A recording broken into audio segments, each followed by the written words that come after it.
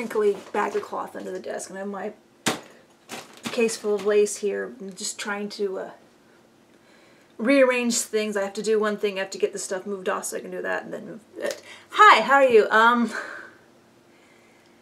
So I've mainly been sewing since the last video I posted was, of course, the box opening of things that Cosmo sent. Thanks again. And of course, I did feel a little guilty afterwards. People sent me so many dolls, and what I get most excited about is Velcro. But that means that I can create better stuff to give, offer, trade, thank, whatever for other people. And one of the first thing is oddnesses, is not a complaint at all, about this hook and loop tape was that the soft Velcro brand hook and loop tape that I've been using for the last few years is 5/8 inches wide. And I split that long ways, roughly down the center. Of course, I'm not perfect. And that gives me two, let's see, what would it be? 2 5/16 widths, which is, you know, just a smidge over a 1/4 inch. But this is 3/4 inch wide, so when I split it down the middle, that gives me 2 wider, and this is the first dress I made using this, and just, I don't know, to me, just from what I'm used to, this Velcro just seemed a little bit too wide. I know it's not Velcro brand, it's hook and loop tape. I usually call it hook and loop tape, but then I have to explain that that's the generic name for Velcro. Anyway, in Japan they call it magic tape. I've heard. But, so I made this, and I love it's really, really strong. So since I had split this in half, I made another dress with the other half of it. But then I started thinking, what if I split it into thirds to roughly, not roughly, to a 1/4 inch, which it is strong enough, but I am absolutely horrible. Her shoe just fell off, even though I have it taped on. I am absolutely horrible eyeballing a straight cut. So after the full weekend of cutting these really horribly uneven attempts to cut this stuff into thirds, I finally got my see-through ruler. You can see this thing is pretty battle scarred. If you can see it at all, I'm not sure. And I used it to rule and use a pencil to draw 1/4 inch width lines along there. So that should make it easier, which means that as long as this is, I'm going to get 3 times the use out of it. But I do still plan to make things to sell, so I can buy a huge roll of this, but then I will probably, if that stuff is also 3/4 inch wide, then I will be set for years on nice, strong, lightweight hook and loop tape for dolls. Probably be so set on it that by the time I'm out, it'll be readily available in this country. Or even before I'm out, which we'll see. I got the postcard. Anyone else in the general Middle Tennessee, Nashville area, the doll show is coming up. I wasn't going to go this year. Last year, I don't know if you remember my story of going to the wrong hotel, wandering around for about an hour and getting completely drenched by the heavy, heavy rain. And finally realizing being told I was at the wrong hotel, going to the right hotel, meeting it with people, and being fine, although soaked. And usually there's somewhere in the general vicinity of the airport. The one last year was at Opry Mills, which that's not close to where I live. This one is like 10 minutes from where I live. So even though I wasn't going to go, when I found out where it is, I'm going. And I am definitely meeting up with one person. Another person has family opportunity, and I'm still waiting to hear from the third person. So this is March 5th. And once I figure out when I'm going, I will say if there's anyone else who's watching this who is in the general Nashville area who wants to go and be there when I am. But I'm still waiting to hear. The one person I know wants to be there when it opens. And I am curious about going toward the end of the day when they might be ready to put stuff on sale. And I haven't heard from the third person about when definitely we will go. Oh, another thing I wanted to mention before I show the rest of the stuff that I sewed. Well, 2 things. One is Edna! Husband and I were in Walmart, and whether we had the child with us or not, because we are big kids, we always go to the toy aisle. And first thing we noticed that there was the first gondola was completely empty. It happened when their Star Wars stuff was. We thought, did they get rid of Star Wars? They'd moved it down. Checking the shelf tags, it was going to be the new Jurassic World movie. But since that stuff wasn't allowed to be put out until the 16th, this was still bare in preparation for it. But the next gondola was all Incredible stuff. And behind Elastigirl, behind Violet, was Edna, who I had to have. I've seen the movie a few times. I'm not a super fan, but Edna. Her body is horrible. I'm going to do the indecency of stripping her. I will say some things I've seen, clips from the new movie. She actually is wearing things besides this sort of fake Japanese armor type dress that she was wearing in the first movie. So I'm not sure if I will recreate some of the things that she actually wears in the movie. Like one, I can't tell if it's her bathrobe or if it's actually just a kimono. And the other one appears to be this asymmetric two-tone purple dress that I would like to get a better look at and maybe make. But I can make other clothes for her too. This is an interesting low-cost take. I know there was an Edna doll before, but I don't know how they did her armor. Because really this should be like overlapping traditional Japanese style armor. At least that's how it always looked to me. But here is her body. It's a nice quirky little body. Oh, there is some staining. I figured there would be staining off of this, and it looks like there's a touch of staining on her shoulder maybe. But this articulation is terrible. I mean, you can't move the arms out, they only rotate. This hand can do a nice glasses grab. And her legs are old-fashioned splaying doll articulation. This is, of course, the perfect body for her, so I'm not sure if I will try to add articulation to this body, or if I will try to cobble together an articulated body that keeps these dimensions. Her glasses are held on with plastic tabs, like her head was held to the back of the box with them, and I don't think I'm going to take those out. The styling gel in her hair is just in the front. The back of her hair is actually fairly soft. And just Edna mode. So eventually she will get an upgraded body of some sort. And her head is so big. I mean, it's created all has a fairly big head, but you see how big Edna's head is. That I could probably, I mean, you could keep it on this small doll and have her be appropriately short. But you could probably go up a little bit. I'm not sure. Honestly, this might be what one of those Winx bodies that I have that people have given me, thank you, might get hacked down and turned into her body. Of course, that would amuse me most because this is made by Jakks Pacific and those Winx are made by Jakks Pacific, and if I can do a weird hybrid like that but keep it all from the same company, that's one of the things I think is funny because I'm a doll nerd. And other doll nerd news. Queen of Squids released a 5-pocket jeans pattern for Fresh Dolls bodies.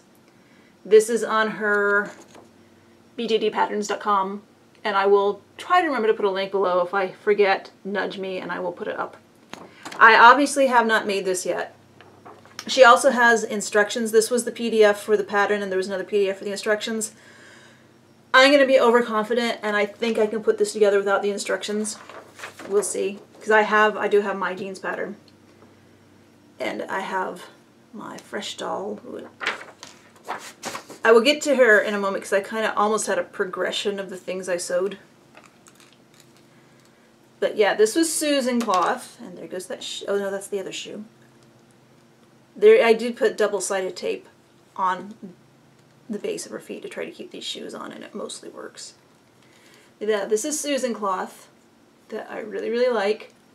And at first I was going to try to be fancy and use the stripes this way, but I decided, no, a lot of us, I know, have the inclination when there's stripes like this to use them horizontally, but I actually think it's pretty funny, amusing, whatever the word is, to do stripes vertically like this. And the wind is blowing the siding around. I don't know, I hope this isn't very dark. I decided not to turn on the lights today because it was sunny. So that's the dress I made, and then I used a little bit more to make a skirt with elastic in the waist to fit original size Barbie bodies, which of course are not vintage size, and they're not really fashionista size. They're the modern size. It's called original size. And then the next thing I made was, well, I had this head that I got from Cosmo, and I said in the video that I thought it would be fun to put it on the Winx body, but I couldn't figure out how to get it on there. Even just putting it in place to see check fit on things, the Winx neck was really short compared to this head. So I have finagled some things, and this is the Disney Belle body that Eric sent, and there is, inside this head, there's the bit of vinyl from around one of those Barbie heads filled with glue that I've been cutting apart to use as neck adapters. And this obviously is not a permanent connection, but it's a decent connection. And then I made this dress. I decided to make it for her. This is also from various kinds of Susan cloth. Well, this is just Susan cloth. And this is what the other wide bit of Velcro from Cosmo went into. So I wanted to have kind of a 1940s look. I didn't really put any effort into styling her hair like the 40s, but just kind of sweet overall. And then I used some more of that cloth to make this. This is using the bodice pattern that I used, the stuff that I showed last week for all the like curvies and larger dolls. So this will fit curvy and this will fit vintage dolls, and it will fit loosely on other bodies. And this and this and the other thing that I'm going to show without a doll in it are going to go into thanks and possibly sales and stuff like that. So I know people keep asking if I can show off that stuff, and usually I'm so eager to get it packed up and sent away, but I'm trying to remember to show it. And then I decided I would sew for the Fresh doll. This is before the jeans pattern was released. And I decided, I went through the Susan cloth. I wanted to use Susan cloth because I have a lot of Susan cloth to sew through. But I decided for the Fresh dolls, I have Lynette, that I would get into some of my wax print. And I did, and I made a dress for her that, I put a lot of top stitching on it because I wanted it to look sporty. But when it was just straight on the doll, it still looked a little formal. And it's a nice look, but it's not my quirky, kooky doll aesthetic. So I got back into the Susan cloth and I made a shirt to go with it. And so I'm very happy with how this turned out. And this is the shirt pattern that I shared a few years ago. It's on the Flickr group where I put the doll clothes patterns I share. Made as instructed with 1/4" seams. It fits Barbie. Made like this, I take slightly smaller than 1/4" seams, 3/16 inch, or I think it's 3/16 inch seams that my seam sizes are. It's whatever the size is from where the needle comes down the center to the edge of this presser foot. That's why whenever I create a pattern to share, even if it's a pattern created from a pattern I've been using for ages, it takes some work to give it 1/4" seams because I'm not really sure quite what size seam allowances I'm using. So with a smaller seam allowance, this shirt works just fine on the Fresh doll's body. And I really like the way this shirt turned out.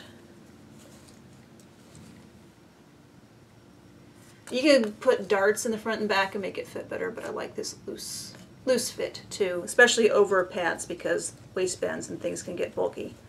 And when the shirt is loose, that hides all of that. And I'll fix that later. And then, inspired by making that shirt, I grabbed some of the black and white gingham that Susan sent and made this shirt that I decided to put on her. And then I also decided to make these shorts also from Susan cloth. And some of the lace that I ordered from Deb's Lace. So this is Cucumber. She's my orc girl, although I really need, before I painted this body, I had completely different plans for this head, so I actually carved off her ears. And then I painted her green, and that's why her hair is over her ears. Eventually, maybe I'll figure out how to make some nice orc ears to stick on and have coming out of her hair. But for now, here she is. So after I made this shirt, Again, this is the same pattern as this. I made this with the slightly smaller seam allowances to be slightly larger bodies because this is an older Barbie articulated gymnast body, which is not as big as a full-blown Barbie pre-1999 Superstar belly button, not belly button, Superstar TNT original body. I feel like I'm rambling, but I'm trying to give information out. But it is a little bit larger across the chest and shoulders than a modern Barbie body. So she gets the nice baggy plaid shirt. And that inspired me to use the same cloth to make a shirt for the guys. This is something I used to do with the sleeves a lot. Did it on her sleeves too. You cut out the sleeves full length, and instead of making them taper completely, you kind of make them straight from about halfway down to the cuffs. You fold them over and over a few times, and then you catch the fold in the side seams so they have permanently jauntily rolled up sleeves. And by this time I was using the roughly cut out 1/4 inch, attempted 1/4 inch hook and loop tape.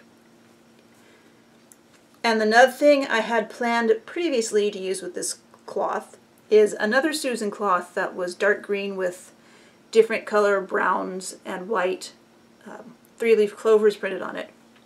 And I had this very distinct idea in my mind. And I made this dress. And I knew that I wanted to put it on this doll who has a vintage, I guess they are vintage at this point, the old gymnast style Barbie body. Although with this one has feet that I actually trimmed. Although I didn't reduce their width, but I reduced their length. And they can fit into some Liv shoes. Because if you've done much with the old gymnast Barbie bodies, you know the flat foot feet are huge and don't fit into much of anything besides the shoes made for them. And of course the joke on this one is that she actually has proper high heel feet. So this is a tip I picked up from an action figure person. You get an earplugs and you cut it in half and you put 1/2 in the back of each shoe, and then your high heel feet can fit fairly snugly into flat shoes and boots. So anyway, I love this combination, hello floof, of the plaid, the gingham, and the noisy cars, and the clover print, but I don't like the proportions of this skirt. It's like too long before it flares out. So I ended up quite inadvertently, I had an idea that I might want to change things when I first made this. So I cut this top part out, the other part out freehand and traced it. And then when I cut out the pieces for this, I actually drew them up first. So I actually had, a lot of times when I'm like this, everything that's not normal, I cut out freehand. The bust, everything's freehand. When I say freehand, I mean I take an actual pattern piece and improvise around it. Like to get this kind of gathered into the waistband look, you take a pattern piece that should be a cut on the fold and you move it away so there's like this space, and then you cut it. Anyway, so I did that, but I traced around it before I went on so I might be able to work on it and reproduce it. And so suddenly I found myself working on this pattern, and my second attempt is this, again Susan cloth. And I know I could use the rolled hem foot to roll the hem on the bottom. I don't necessarily need the lace. But I also had the thought that if I actually have created these pattern pieces that I'm using to recreate this, that I might end up sharing this as a pattern, maybe. And honestly, I know that not everybody has rolled hem foot. This skirt turns out to be a whole half circle at the bottom. And honestly, when when the curve on the hem is that extreme, turning it up and hemming it is not fun. I prefer to put something on it, like lace, flip it over, and then stitch that. So if this becomes a pattern that I share, the directions will say to use the lace, but you don't have to, just this is easier. So I pretty much like the way this turned out. So another thing about this pattern is for my use, I'm intending it to be used on vintage style bodies, which are all like a little bit broader shoulders and bigger busts than modern bodies. But if I make it to share, it will hopefully be one of those things where you make it as is and it will fit a modern body, but then if you make the seam allowances a little bit smaller. Like, I'm hoping that I can take the pattern that I made with my I don't know what they are seam allowances and sew them again with 1/4 inch seam allowances and it will fit a modern body. Haven't gotten to that point yet because there was something about this that I didn't. I got the skirt definitely not as columnar. So I like that, but then the back I thought dropped down a little bit farther. You can see it's just a little bit longer in the back than in the front. And that actually is because this is too long. So then yesterday I made that change and made this dress, again on a vintage twist and turn / superstar style body. And I made it a little bit shorter on the back of the bodice. And I am where I like this for my intent. I am almost ready to make one of these, make this again. I have enough of this left that I can make this over again to not be so long. But I do want to try this pattern with larger seam allowances and see how that fits on here because this is so full it might be forgiving on the Barbie gymnast bust. So that's where I am with dolls. I feel like I've said a whole lot of not much because basically I've been sewing and getting into variations on a theme. I mean, I'm sure you can see how this kind of progressed. I made this jumper which needed a shirt, which made me say, hey, I will make this shirt and this shirt. But I had made this with the gathered bust that made me say, hey, I would like to use this again with the gathered bust, but into a high-waisted skirt. Not just a high-waisted section like this with a regular skirt under it. So that's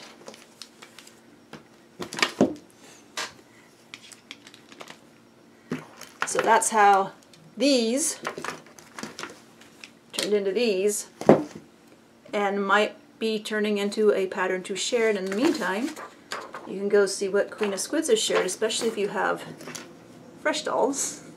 And I will get her jumper back on, although I will be making pants for her soon too. And somebody else can wear this jumper. And thanks for watching. I think I need to stop talking now. Just get this struggle with her shirt.